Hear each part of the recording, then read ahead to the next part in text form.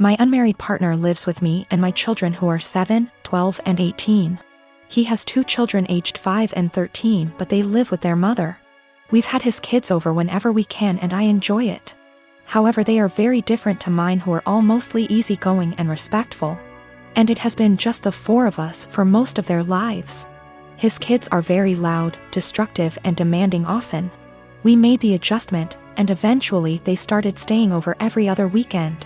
But his son, Spencer, has become harder to deal with over time.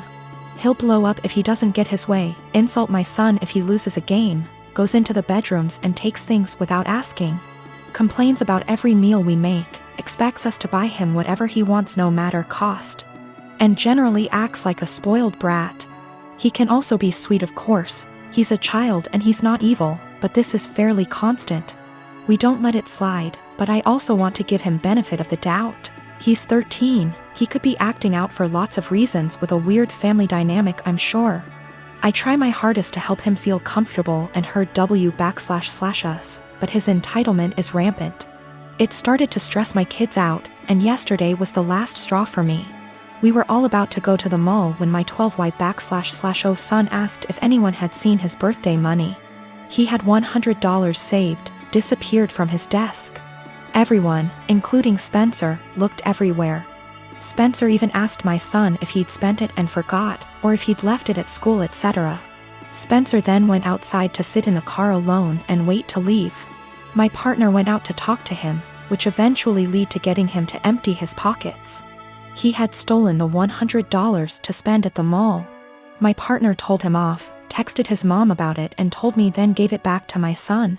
Quietly furious, we went out as planned after a talk with Spencer as to not ruin the day for the other kids. He didn't seem to feel guilty at all, even asked us to get him a $120 jacket while out. Once they were back at their mom's, I told my partner I don't want Spencer in the house anymore, at least for now. I do love his kids, and I don't want them to not see their dad. My partner has a house he doesn't use, so I suggested on those weekends we take the kids there for now. Then when any of mine aren't feeling it, they can go home and we can get some quality time, and so his kids don't have to share his attention as much. He thinks this is dramatic, an overreaction.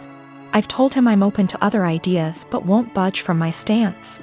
I don't want my kids feeling like they need to guard their space or to be uncomfortable in their own home.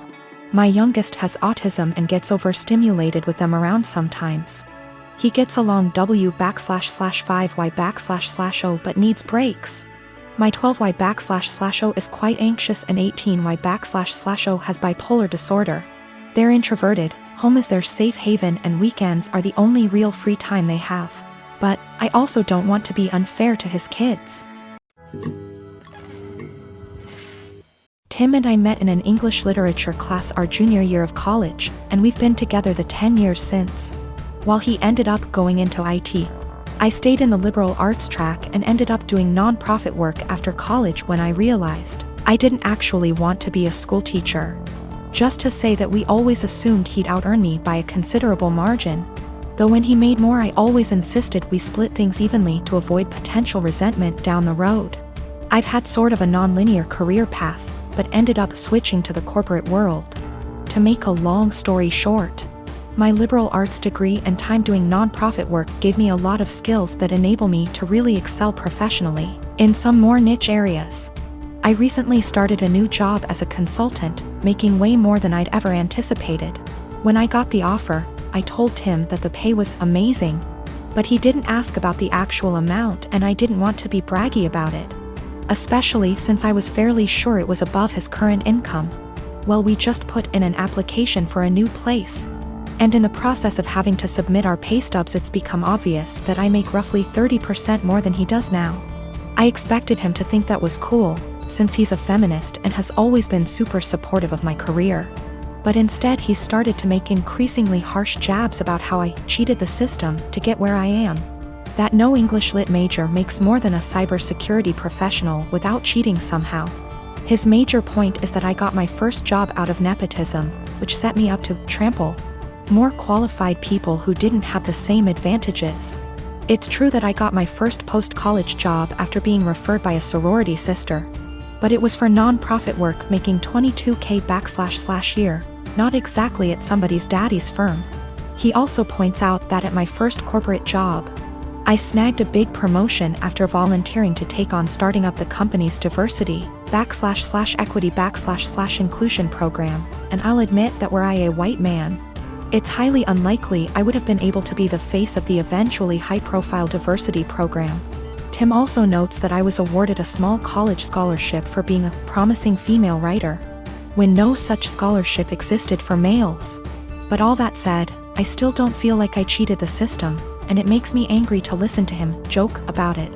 Especially since I grew up blue-collar and worked full-time while going to school full-time to afford my degree.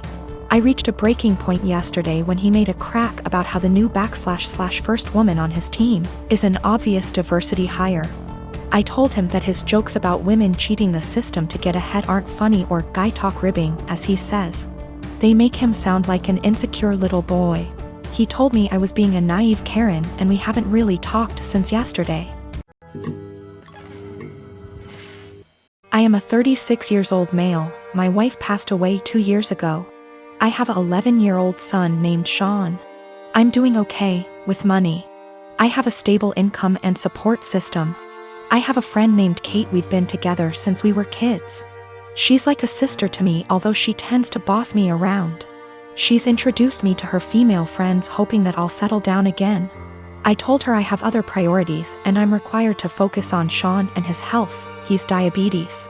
Kate thinks there's something wrong with me, but not everyone's circumstance is the same. I started noticing a pattern in her behavior after she introduced me to a friend of hers. She'd tell me to leave Sean at home when we hang out and meet her friends. She'd tell me to take down any pictures that have my son and wife in it because ladies will assume that I'm a single dad or still married and that'd limit my chances in dating.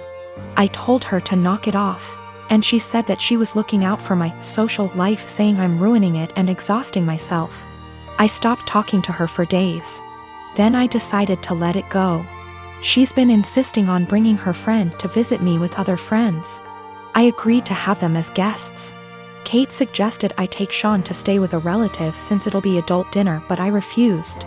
He was comfortable in his home and didn't want to go. Kate was at my place before her friends arrived. I checked on Sean and told him to tell me if he needed anything before he went to sleep. At 12:30, while I was sitting and just starting to chat with Kate's friend while Kate kept blinking at me with a smirk on her face, I got a text message from Sean telling me he wanted to use the bathroom but the door handle was stuck and he couldn't open the door. I went upstairs to check. Kate followed me. I found that the door was actually locked. I was confused. I asked Sean and he said he didn't lock it. I started looking for the key. That's when Kate quietly handed it to me, saying she took it. I was stunned. I opened the door for Sean, then I asked her why she locked the door. She said that lied to her friend about me not having kids and didn't want her to see Sean. She said it was no big deal since he was sleeping, but I was furious. I started yelling at her as she kept shushing me. Everyone started leaving after I yelled at Kate and cussed her out for doing this. She blew up after her friend left and said I was an idiot because most people don't mention kids until after months into dating, and that I didn't deserve her help to move on when she thought I was a decent, sane person. I called her stupid and told her to get out of my house. She told me to wallow in my misery and left.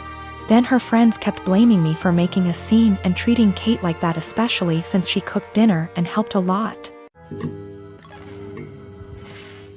8 years ago, my sister got pregnant. The father wasn't involved and my sister didn't want the baby, but she also couldn't bring herself to terminate or adopt out to strangers. She approached me and my now ex-husband and asked if we would be willing to adopt her child. We weren't sure as we were concerned this would lead to issues down the line, but my sister insisted that it wouldn't, so we ultimately agreed. Before Lucy was a year old, my husband left us both because my sister lied about Lucy's father. When Lucy was 4, I got together with my wife, and we married last year. My sister has said that seeing me and my wife with Lucy, who is now 7, confirms to her that she made the right decision.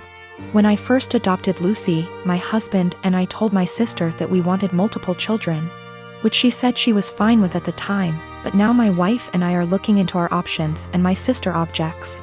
My sister has been staying with us since July because her boyfriend kicked her out. She keeps asking Lucy if she's sure she wants siblings. Lucy has said that she does. And telling us she's worried we won't be able to give Lucy what she needs. And then today happened. We had an online consultation with a fertility clinic to talk about sperm donation. We told my sister about it and asked her to keep an eye on Lucy while we talked. The Wi-Fi went randomly on and off 3 times during the session, booting us out of the call each time. The 3rd time, my wife went to check it and saw my sister holding the power cord, and Lucy trying to plug it back in. Lucy saw my wife and said, "Auntie keeps turning the Wi-Fi off." Wife plugged it back in. But we could no longer get into the session, and we got an email from the doctor saying that if the Wi-Fi is going to be this bad, then maybe we should try a more local clinic, as we can't do online consultations. When we confronted my sister, she admitted that she wants Lucy to be an only child so she has 100% of our undivided attention, and then said in a sarcastic tone, "Forgive me for only wanting what's best for my daughter." To which we responded that Lucy isn't her daughter. Things escalated until I said that my sister should go stay with our parents, and my wife drove her to their place. Since leaving, a few hours ago, she's apologized and begged to come back, and my parents have also asked me to take her back. But I've refused. They've all called me an arsehole for kicking my own sister out after one argument, because now she's unable to get to work. No car and too far to walk, and she's back in her childhood room while at our place she had a studio to herself behind the house.